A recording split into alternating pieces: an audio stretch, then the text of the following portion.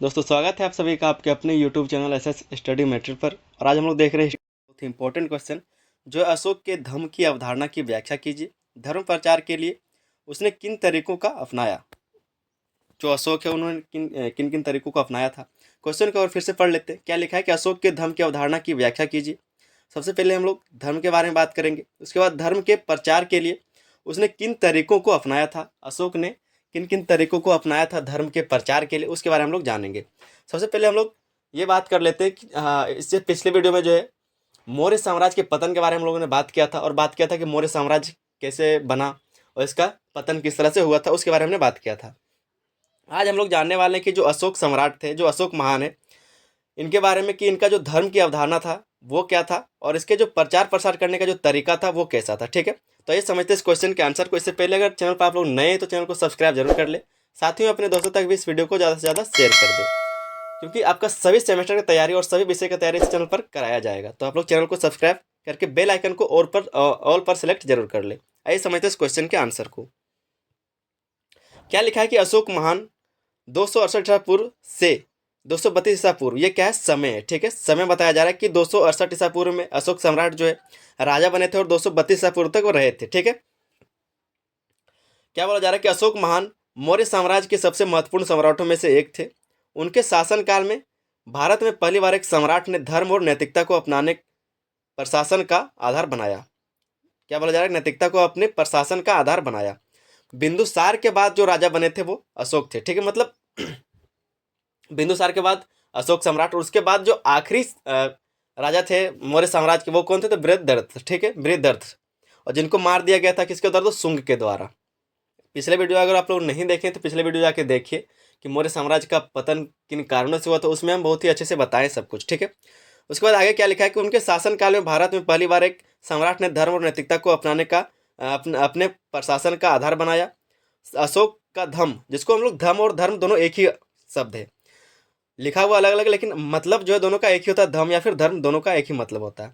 क्या लिखा है कि अशोक का धर्म किसी विशेष संप्रदाय तक सीमित नहीं था, बल्कि यह नैतिकता, अहिंसा, सहिष्णुता और समाज में शांति बनाए रखने का एक व्यापारिक मार्ग था। कई बार आपने सुना होगा कि जो अशोक है वो बौद्ध धर्म को मानते थे या फिर किसी विशेष धर्म को मानते थे, तो ऐसा ये पूरी तरह से सच नहीं बोला जा रहा है कि जो अशोक का धर्म था वो किसी विशेष संप्रदाय तक सीमित नहीं था, मतलब वो किसी एक धर्म को नहीं मानने वाले नहीं थे। ठीक है, बल्कि यह नैतिकता, अहिंसा, सहिष्णुता और समाज में शांति बनाए रखने का एक व्यवहारिक मार्ग था। उनके द्वारा जो धर्म चुना गया था, तो समाज में एक सहिष्णुता, व्यवस्था, अहिंसा, नैतिकता, ये सब बनाने के लिए एक मार्ग जो है मार्ग चुना गया था, मतलब इनको बनाए रखने के लिए। ठीक है, तो इस तरह से उनको धर्म माना गया। आगे लिखा है कलिंग युद्ध, जो 261 ईसा पूर्व में हुआ था। ठीक है, तो कलिंग युद्ध के बाद अशोक ने हिंसा का परित्याग कर धम्म की नीति को अपनाया और इसे पूरे साम्राज्य में फैलाने के लिए कई उपाय किए। जो कलिंग युद्ध हुआ था, जिसको आज के समय में ओडिशा कहा जाता है, तो उसके बाद क्या हुआ कि जब कलिंग युद्ध हुआ था उसके बाद अशोक ने ये निर्णय लिया था कि आज से हिंसा नहीं करेंगे, युद्ध नहीं होगा, और हम लोग अहिंसा को अपनाएंगे, अहिंसा के रास्ते चलेंगे। मतलब उन्होंने अहिंसा का परित्याग कर धम्म की नीति को अपनाया और इसे पूरे साम्राज्य में फैलाने के लिए कई उपाय किए गए। क्या हुआ, तो इसको फैलाने के लिए कई सारे उपाय भी किए गए अहिंसा को, उसी के बारे में हम लोग यहाँ पर जानेंगे विस्तार से। लिखा है कि अशोक के धम्म की अवधारणा, सबसे पहले अवधारणा को समझते हैं, उसके बाद हम लोग इसके बारे बारे से जानेंगे। क्या लिखा है कि अशोक का धर्म किसी विशिष्ट धर्म, हिंदू, बौद्ध या जैन से संबंधित नहीं था, बल्कि यह नैतिक और मानवीय मूल्यों पर आधारित था। यह नीति उनके शिलालेखों और अभिलेखों में स्पष्ट रूप से व्यक्त की गई है। अशोक के धर्म के मुख्य तत्व निम्नलिखित थे। क्या बोला गया कि बहुत जगह पर बोला जाता है कि अशोक ने बौद्ध धर्म को मान लिया, वो बौद्ध धर्म के अनुयायी थे, तो ऐसा पूरी तरह से ये बात सच नहीं है, क्योंकि उनका जो धर्म था वो किसी विशिष्ट धर्म मतलब जाति या फिर धर्म के लिए नहीं था। वो चाहते थे कि पूरे समाज में जो है, पूरे साम्राज्य में अहिंसा फैले, सहिष्णुता फैले, नैतिकता आए। ठीक है, सब शांति प्रिय रहे। तो इन सब चीज़ों को मान के उन्होंने एक धर्म के नाम पर बोला था कि इन सब चीज़ों को मानने वाला ही धर्म है, इन सब चीज़ों को मानना ही धर्म है। इसके बारे में उन्होंने कहा है। एक बार फिर से पढ़ते क्या लिखा है कि अशोक का धर्म किसी विशेष धर्म जैसे कि हिंदू, बौद्ध या जैन से संबंधित नहीं था, बल्कि यह नैतिक और मानवीय मूल्यों पर आधारित था। यह नीति उनके शिलालेखों और अभिलेखों में स्पष्ट रूप से व्यक्त की गई है, और ये जो नीति है उनके द्वारा जो शिलालेख लिखवाए गए थे, जो अभिलेख लिखवाए गए थे, उनमें स्पष्ट व्यक्त किया गया है। आगे लिखा है कि अशोक के धर्म के मुख्य तत्व निम्नलिखित थे। अशोक का जो धर्म था उसका मुख्य जो तत्व वो निम्नलिखित था। किस तरह से आइए समझते हैं इस चीज़ को। सबसे पहला अहिंसा। तो अहिंसा होना चाहिए। अगर आप धर्म के साथ रहते हैं, अगर आप युद्ध नहीं चाहते तो सीधा सीधा बात है कि आप अहिंसा चाहते हैं। तो अहिंसा जिसको बोलते हैं अवेर और अमन भाव। क्या लिखा है कि अशोक के धर्म का सबसे महत्वपूर्ण सिद्धांत अहिंसा था। कलिंग युद्ध की भयावहता ने उन्हें यह एहसास कराया कि युद्ध और हिंसा से केवल विनाश होता है। इसके बाद उन्होंने युद्ध नीति को छोड़कर अहिंसा को अपनाया और प्रजा को भी इसकी शिक्षा दी। क्या बोला गया कि जो कलिंग में युद्ध हुआ था, अशोक का जो कलिंग के साथ युद्ध हुआ था, कलिंग के राजा के साथ, वहाँ पर जब उनको भयावहता दिखा, मतलब कि किस तरह से जब युद्ध होता है तो कैसे प्रजा, दोनों तरफ की प्रजा का विनाश होता है, युद्ध में किस तरह सैनिकों का विनाश होता है, कितने सारे जान जाते हैं और कितने सारे बच्चे जो अनाथ होते हैं, कितने सारे जो स्त्री वो विधवा हो जाती है। तो इन सब चीज़ों को देखते हुए इन्होंने एक फैसला किया था कलिंग युद्ध के बाद कि अब से अहिंसा को अपनाया जाएगा और इसी चीज़ को प्रजा में भी फैलाने का इन्होंने प्रयास किया था। फिर से पढ़ते हैं क्या लिखा है कि अशोक के धर्म का सबसे महत्वपूर्ण सिद्धांत अहिंसा था। कलिंग युद्ध की भयावहता ने उन्हें यह एहसास कराया कि युद्ध और हिंसा से केवल विनाश होता है। इसके बाद उन्होंने युद्ध नीति को छोड़कर अहिंसा को अपनाया और प्रजा को भी इसकी शिक्षा दी। ठीक है, खुद भी अपनाया और प्रजा को भी इसके बारे में बताया। दूसरा जो पॉइंट है सहिष्णुता और धार्मिक सह-अस्तित्व। ठीक है, सहिष्णुता और धार्मिक सह-अस्तित्व। क्या बोला जा रहा है इसके बारे में कि अशोक ने विभिन्न धर्मों और संप्रदायों के प्रति सहिष्णुता की नीति अपनाई। उन्होंने कहा कि सभी धर्मों का आदर किया जाना चाहिए और कोई भी व्यक्ति दूसरे धर्म की निंदा ना करे। उनके द्वारा, जो अशोक है उनके द्वारा कहा गया कि कोई भी जो सभी धर्म है, सभी धर्मों का आदर होना चाहिए और साथ ही में कोई भी व्यक्ति दूसरे धर्म का या फिर जो दूसरे व्यक्ति कोई भी धर्म को मानता है तो उसकी निंदा ना किया जाए। फिर आगे लिखा कि अशोक ने अपने शिलालेखों में यह घोषणा की कि सभी धर्म सत्य की खोज में लगे हुए हैं और सभी का उद्देश्य मानव कल्याण है। बोला जा रहा है इनके द्वारा कहा गया था, या जो शिलालेख में लिखवाया गया था कि जो सभी धर्म है वो सत्य की खोज में लगे हुए हैं और सभी का उद्देश्य मानव कल्याण है। कोई भी धर्म है, मानव कल्याण है उसका आखिरी उद्देश्य होता है। ठीक है, तीसरा जो पॉइंट लिखा है वो है प्रजा की सेवा और कल्याण। ये सब क्या देख रहे हैं हम लोग, अवधारणा देख रहे हैं। ठीक है, प्रजा की सेवा और कल्याण, प्रजा की सेवा और कल्याण। तो अशोक ने अपने धर्म को शासन का आधार बनाकर प्रजा के कल्याण पर ध्यान दिया। अशोक ने क्या किया, तो अपने धर्म को शासन का जो आधार बनाकर क्या किया, तो प्रजा के कल्याण पर ध्यान दिया। अपने धर्म को ही शासन का आधार बनाया, मतलब पहले वो युद्ध किया करते थे, युद्ध से उन्होंने इतना बड़ा साम्राज्य खड़ा किया था, लेकिन कलिंग युद्ध के बाद उन्होंने अहिंसा को अपनाया और उसी अहिंसा को प्रजा के कल्याण पर ध्यान दिया गया, उसी अहिंसा को आधार बनाकर। ठीक है, आगे लिखा है कि उन्होंने अस्पतालों, सड़कों, कुओं और धर्मशालाओं का निर्माण कराया। अस्पताल मतलब जो चिकित्सा घर होता है, जो उस समय का होता हुआ उस टाइप का। ठीक है, तो आगे लिखा है कि जनता की भलाई के लिए पेड़ों की छायादार कतारें लगवाई और यात्रियों तथा व्यापारियों के लिए विश्राम गृह बनवाए। तो इन सब चीज़ों को किया गया था, इन सब चीज़ों का निर्माण करवाया गया था अशोक के द्वारा। चौथा पॉइंट लिखा है माता पिता और गुरुजनों का सम्मान। माता पिता और गुरुजनों का सम्मान होना चाहिए। तो अशोक के धर्म में पारिवारिक मूल्यों को भी विशेष महत्व दिया गया। उन्होंने जनता को अपने माता पिता, गुरुजनों और बुजुर्गों का सम्मान करने की सीख दी। साथ ही भाईचारा और पारिवारिक सौहार्द को बनाए रखने पर भी जोर दिया। भाईचारा जो पारिवारिक माहौल होता है उसको बनाए रखने के लिए भी जोर दिया गया। ठीक है, पांचवा पॉइंट है न्याय और दया नीति। न्याय और दया नीति। तो अशोक ने अपने न्याय तंत्र में दया और सहानुभूति के सिद्धांत को शामिल किया। उसका जो न्याय तंत्र था उसमें दया और सहानुभूति का सिद्धांत को शामिल किया। उन्होंने कैदियों की सजा में छूट देने, अमानवीय दंड को समाप्त करने और न्याय में पारदर्शिता लाने का आदेश दिया। जो कठिन दंड थे, जैसे मृत्यु दंड वगैरह, या फिर जो कठिन दंड थे, ठीक है, या फिर जो कैदी थे उनकी सजा में छूट देने का बात किया गया। जो बड़े बड़े जो कठोर दंड थे उनमें प्रावधान किया गया, कुछ कम करने का प्रावधान किया गया। तो इन सब चीज़ों क्या हुआ, समाप्त करने पर कार्य किया गया और साथ ही में न्याय में पारदर्शिता लाने का भी प्रयास किया गया, कोशिश किया गया। आगे लिखा है कि वे मानते थे कि राजा को अपनी प्रजा के प्रति पिता के समान व्यवहार करना चाहिए। और अशोक का मानना ऐसा हुआ कि जो प्रजा है, राजा को उसको अपने बेटे की तरह, और प्रजा जो है राजा को अपने पिता के समान माने, तब जाके जो राजा है अच्छे से राज कर सकता है, या फिर जो प्रजा है वो राजा पर भरोसा कर पाएगा। तो इस तरह से इनका मानना था। छठा जो पॉइंट है वो है पशु बलि और मांसाहार की रोकथाम। पशु बलि और मांसाहार पर रोकथाम किया गया। पशु बलि और मांसाहार का रोकथाम किया गया क्योंकि इसमें क्या लिखा है कि अशोक ने पशु हत्या और बलि प्रथा को हतोत्साहित किया, मतलब बंद किया। उन्होंने अपने महल में पशु बलि को पूरी तरह बंद किया और प्रजा को भी कम से कम मांसाहार करने का प्रेरणा दिया। क्या बोला जा रहा है कि अशोक जो है उन्होंने पशु हत्या पर जो पशु हत्या या फिर जो बलि प्रथा उसको बंद करने के लिए कहा गया या फिर जो उनका प्रजा है उनको भी पूरी तरह से इस चीज़ को बंद करने के लिए अपील किया गया। क्योंकि कोई भी राजा है या फिर मान लीजिए कोई सरकार है, वो घर जा जाकर सब कुछ नहीं देख सकता, ठीक है। तो वो अपील करता है अपने जगह से, और जो प्रजा होती है या फिर जो लोकतंत्र में जो लोग होते हैं, जो जनता होती है, वो क्या करते हैं, उनके बातों को मानते हैं और अपने जीवन में उस चीज़ों को अपनाते हैं, अच्छी चीज़ों को। तो उन्होंने क्या क्या अपील किया कि जो प्रजा है, प्रजा को भी कम से कम मांसाहार करने की प्रेरणा दी उन्होंने, अशोक ने। आगे लिखा है 7वां पॉइंट है नैतिकता और सचरित्रता, ठीक है। नैतिकता और सच कि अशोक ने अपने धम्म में नैतिकता और सचरित्रता को सर्वोच्च स्थान दिया। उन्होंने प्रजा से सच बोलने, ईमानदारी बरतने, परोपकार करने और दुष्कर्मों से दूर रहने का आग्रह किया। इनके द्वारा क्या किया गया, नैतिकता और सचरित्रता किया बताया गया, इसके बारे में बताया गया। तो अशोक ने अपने धर्म में नैतिकता और सचरित्रता को स्वतंत्र सर्वोच्च स्थान दिया था। उन्होंने प्रजा से सच बोलने, ईमानदारी बरतने, परोपकार करने और दुष्कर्मों से दूर रहने का आग्रह किया। किससे? अपनी प्रजा से। तो ये कुछ अवधारणाएं हो गए। उसके बाद हम लोग जानेंगे कि अशोक द्वारा अपनाए गए धर्म प्रचार के तरीके को। हम लोग कुछ अवधारणा को देख लिए, किस तरह से अहिंसा को उन्होंने अपनाया था, उनका जो धर्म का अवधारणा था वो कैसा था।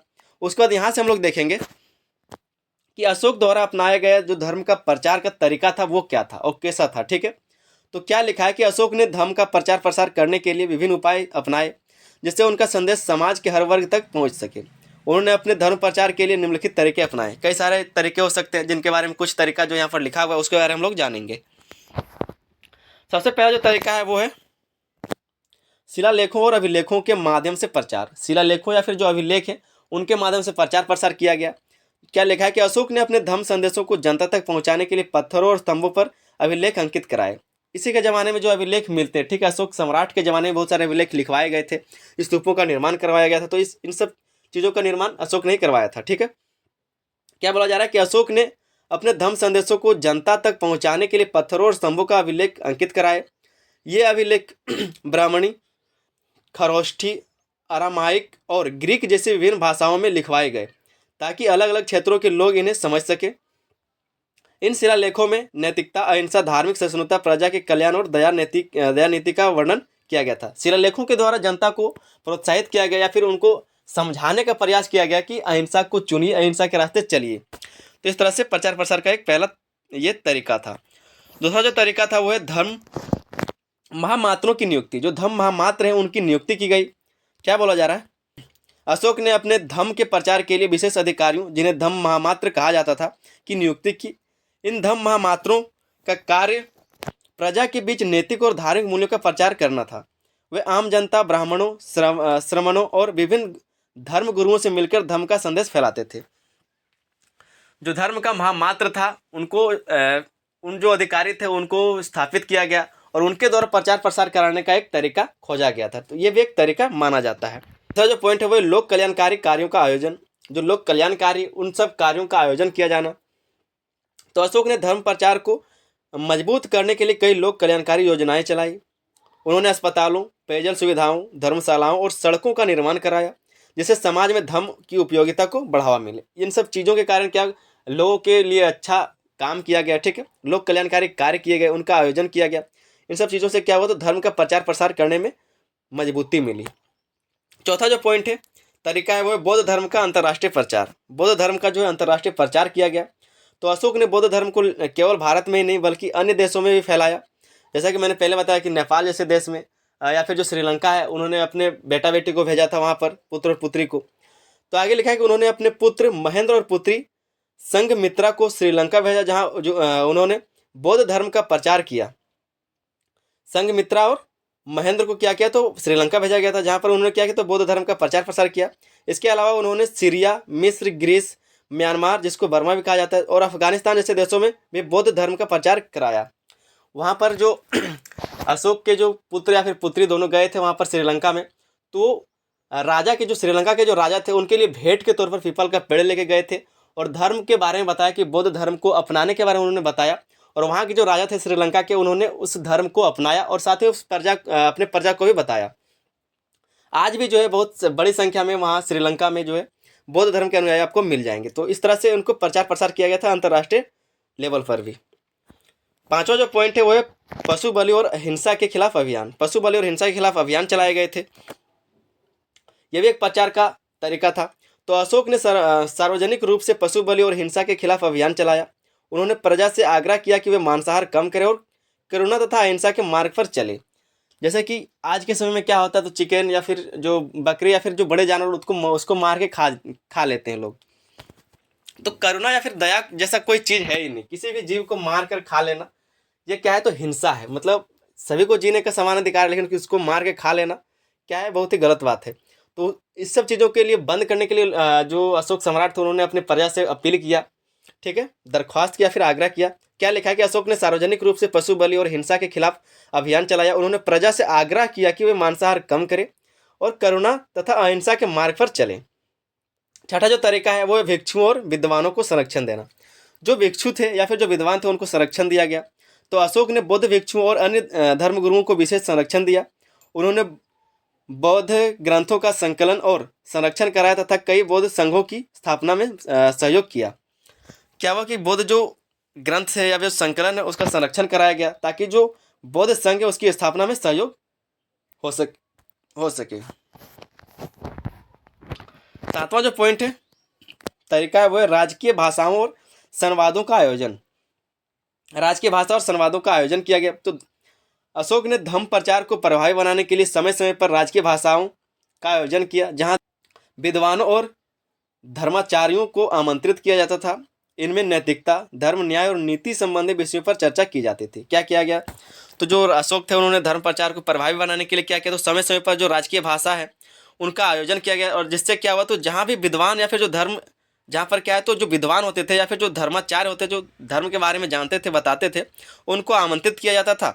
और उनसे उनमें क्या होता, तो नैतिकता, धर्म और न्याय की नीति संबंधित विषयों पर चर्चा किया जाता था, ताकि जो धर्म, अहिंसा का जो धर्म है उसको ज़्यादा से ज़्यादा फैलाया जा सके। ठीक है, तो ये भी एक तरीका था।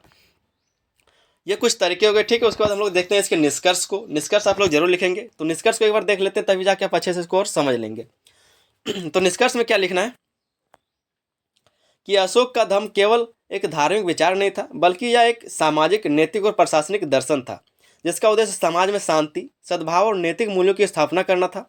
उन्होंने अहिंसा, सहिष्णुता, न्याय और प्रजा के कल्याण को अपने धम्म का मूल सिद्धांत बनाया। धर्म प्रचार के लिए उन्होंने शिलालेखों, धम्म महामात्रों, लोक कल्याणकारी योजनाओं और अंतर्राष्ट्रीय मिशनों का सहारा लिया। उनके द्वारा किए गए कार्यों ने न केवल भारत में बल्कि पूरे एशिया में बौद्ध धर्म के प्रचार प्रसार में महत्वपूर्ण भूमिका निभाई। आगे क्या लिखा है कि अशोक के धम्म की नीति उनके शासन को विशिष्ट बनाती है और आज भी इसे नैतिक शासन के एक आदर्श के रूप में देखा जाता है। तो ये आपका कुछ निष्कर्ष था। उम्मीद करते हैं दोस्तों कि बहुत अच्छे से आपको समझ में आ गया होगा, सारा पॉइंट आपको बहुत अच्छे से समझ में आ गया होगा। चैनल पर अगर नए थे तो चैनल को सब्सक्राइब जरूर कर ले। साथ ही अपने दोस्तों तक भी इस वीडियो को ज़्यादा से ज़्यादा शेयर कीजिए, ताकि वो लोग भी तैयारी कर सकें। और आपका पूरे सेमेस्टर की तैयारी, या फिर आप किसी भी सेमेस्टर में या फिर आप किसी भी क्लास में हैं, तो आप इस चैनल को सब्सक्राइब कर लें, ताकि आप अपने सारे विषय की तैयारी बेहतर तरीके से कर सकें। ठीक है, तो चलिए मिलते हैं अगले वीडियो में। तब तक के लिए धन्यवाद। जय हिंद।